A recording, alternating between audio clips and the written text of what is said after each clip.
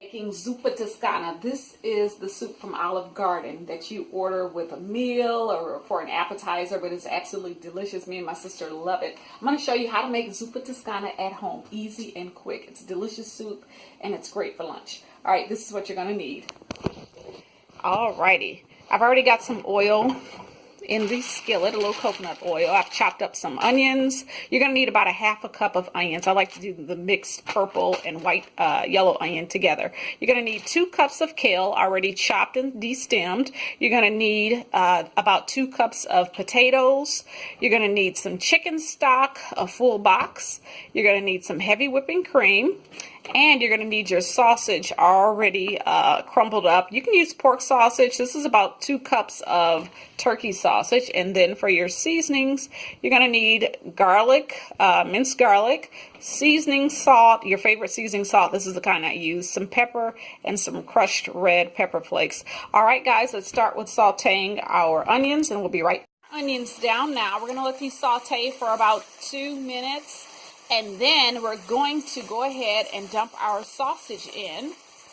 We've got our onions already sauteed down. We can go ahead and add almost 2 cups of sausage.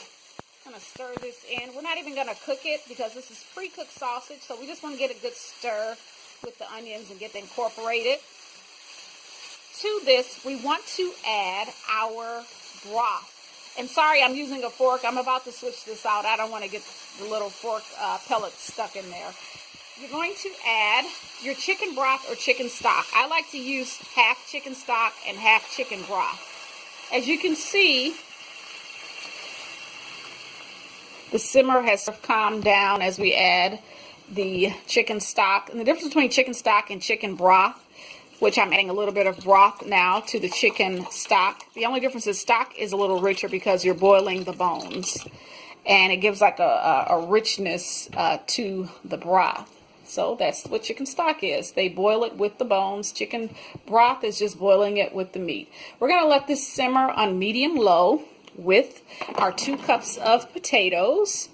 And we're going to add to that all of our seasonings. We're going to add a teaspoon of minced garlic, a teaspoon of, seasoning salt,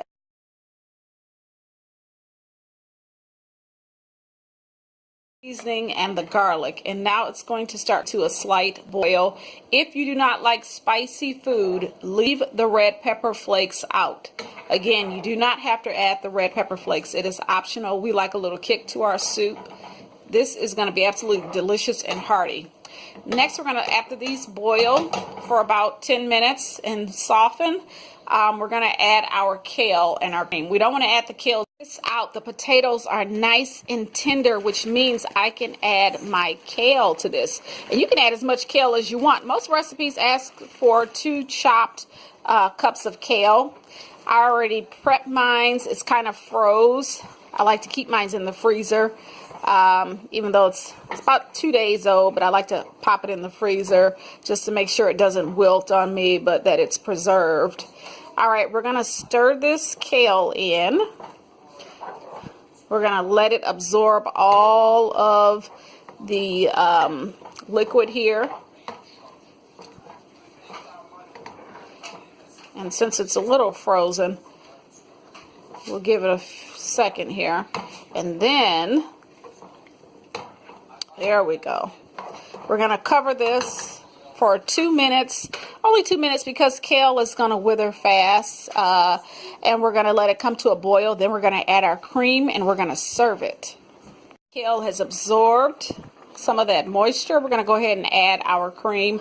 I've just got 1 small container here. We're going to go ahead and add this cream and get it incorporated. Let's add a little bit. Wow, look how delicious and rich that looks. My niece Alexis is getting ready to do our taste test. It is hot. You can see the steam coming. All right, Alexis, go ahead, give it a gander.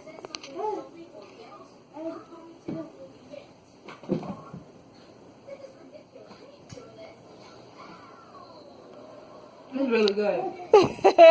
Thank you. All right, guys, try the Zuppa Toscana recipe at the house. We hope you enjoy.